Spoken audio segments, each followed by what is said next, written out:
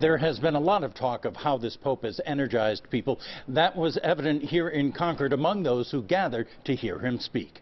Sustain the life of society. I've heard people say over and over again, what a breath of fresh air. An overflow crowd filled the Red River theaters to hear the Pope's historic address to Congress. The viewing party sponsored by the New Hampshire Council of Churches and the League of Conservation Voters, excited about the fact that the Pope is talking about the environment. It brings an aspect of moral authority to the issue of climate change and climate change action. Having the Pope here in the United States, bringing focus and talking about these issues, is an enormously joyful experience. While the Pope is the leader of the world's Roman Catholics, practitioners of other faiths say he brings a message that is important for all to hear. Particularly this Pope, who's been so humble and really been a great example of what faith in the public life can be. Another aspect that people have remarked on, in addition to humility, is that the Pope seems to be a man of the people, even down to the car he rides in. I think people are just pleased